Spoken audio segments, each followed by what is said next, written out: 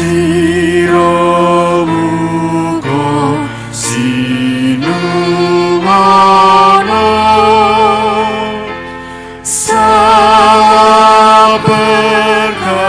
saking swarga dening Allah kang murbeng pinujiyo tan kendal. Sugeng enjang para adiyuswa, sugeng pepanggihan malih wonten ing renungan padintenan adiyuswa ing dinten Kemis Pon 17 Maret 2020. Sumangga dinten punika kita nampi jejer pamong utama. Para adiyuswa, dinten Senin kala wingi Pepandan Kalinegara GKJ Magelang sampun diwasa dados GKJ Pamong Utama Kalinegara. Sakmangke ing Kalinegara wonten gereja ingkang diwasa ingkang saged mranata diri lan ngrembakakaken diri kanthi pangangkah ing dusun Kalinegara sumrambah ing sawitan pusating pemerintah Kabupaten Magelang lan Kecamatan Borobudur wonten GKJ ingkang ngrembaka ageng. Gereja mboten namung sakdermi organisasi nanging wonten ugi organisme inggih punika warga gereja ingkang ngrembaka lan maneka warni. Milanipun wonten ing Para Rasul 2 ayat 28 mulane padha reksanen awakmu sarta pepantan kabeh amarga kuwi kang padha dipiji dening Sang Roh Suci dadi pamong kang kakarsakake ngengon pasamuaning Allah kang kadarbi sarana rai kang putra piyambak. Cedha sanget ing mriki kedah wonten pangreksa pradata ingkang pinilih kedah ngreksa dirinipun, tegesipun ngulawentah diri lan nyawisaken diri awit pradata punika minangka jejering ayanipun Gusti Yesus ingkang manjalma ing jagat. Mboten namung ngreksa diri nanging ugi ngreksa pasamuan. Awit pasamuan menika kados dene mindo ingkang kedah katuntun lan kaeneraken dening pamongipun inggih menika pradata. Para adiyuswa, mila mboten gampil dados diwasa nanging emut kadiwasan punika timbalan lan sih rahmat. Milanipun kedah kauti lan pitadosa menawi Gusti Yesus mboten kendel. Panjenenganipun badhe makarya lan ngagem pradata sarta warganing pasamuan amri gesang kita saged panca manembah sinaring bekti. Lumantar perkawis mekaten kabar kabingahan lan para mindanipun Gusti saged dados talanging berkah kangge sinten kemawon. Amin. Sumangga kita ndedonga. Matur nuwun Gusti, awit paduka sampun makarya dhateng gesang kawula. Kinabukten paduka kemawon ingkang ugi sampun dewasaaken Pantan Kalinegara dados GKJ Pamong Utama. Paduka berkahi para pradata, paduka berkahi para warganing pasamuan matemah sedayanipun menika saged nindakaken ayahan peparing paduka ing sadengah kawontenan. Mirunggan kawula pasrahaken para adiyusa lan anak putu kawula ing pundiya papan. Monggo paduka ingkang nganti, paduka ingkang ngreksa matemah anak putu kawula dalasan para adiyusa ing pundiya kemawon tansah rineksa dening paduka.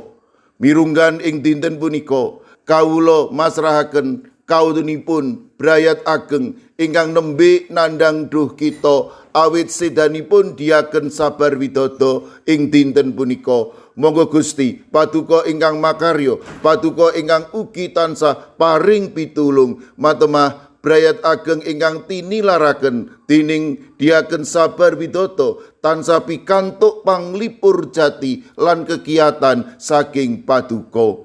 Kawula pasrahaken Ibu Karyumi lan Ibu Kusmini ing GKJ Purba, Ibu Indrayati ing Sulu. Kawula pasrahaken Ibu Sriti Astuti warga GKJ Tropodo Sidoarjo ingkang nembe nandhang sakit. Kawula pasrahaken Ibu Lini Sutopo GKJ Semarang Barat. Kawula pasrahaken sawetawis warga GKJ Magelang. Kawula pasrahaken Ibu Yulita Muryanti Joko, Bapak Budi Sutomo, Bapak Ibu Gatot, Ibu Suwadi, Bapak Mardiono, Ibu Marsudi, Ibu Sri Windardi, lan Ibu Tulat. Kawula pasrahaken sawetawis sedherek kawula ingkang nembe nandhang sakit wonten ing GKJ Tuban, Bapak Yohanes Mudadi. Kawula pasrahaken ugi Ibu Nani Cahyono, Bapak Ibu Karyo, Bapak Ibu Toyo, Ibu Ngatini wonten ing GKJ Trangkil.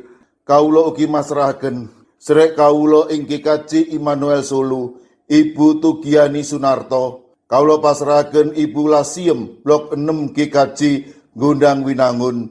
Mekaten ugi ing GKJ Wonosobo, Bapak Lazarus Samijan, Ibu Endang Sarjono, Bapak Yusuf Sunaryo, Ibu Rodiah Sumarti.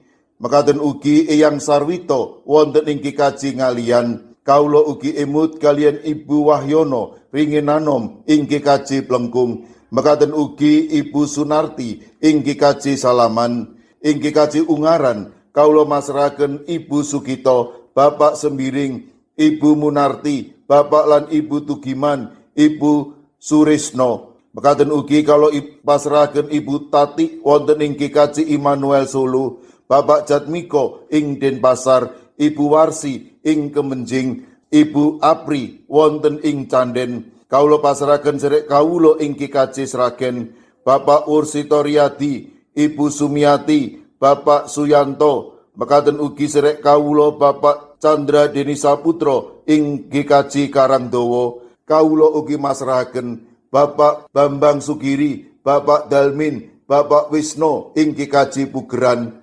Kawula pasrahaken Ibu Warsini dalasan putranipun Yohanes Haryadi ing Watu Sigar. Mekaten ugi ing GKJ Mijen, Bapak Budiono Arung Puji, Ibu Elizabeth Indarwati, Ibu Trikartono, Bapak Waryono, Bapak Moses Taji.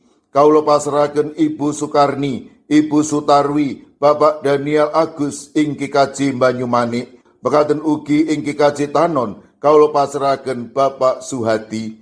Kawula pasrahaken sinten kemawon ingkang nembe nandhang sakit lan ing pemulihan kawula pitados paduka badhe saged ngginakaken menapa lan sinten kemawon amri sedherek kawula menika enggal nampi wetahing kesarasan.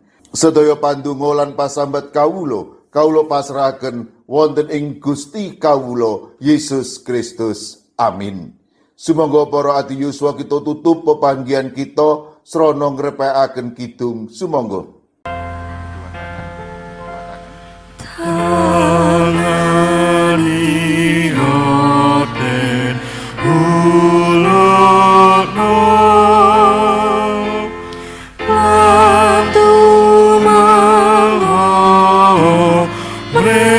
Swarga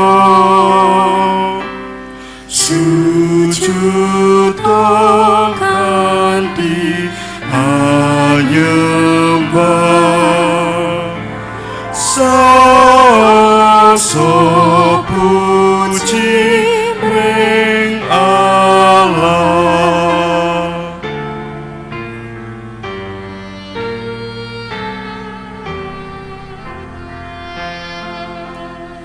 Sira muga sinumana saberkah saking swarga dening Allah kang murbeng pinuji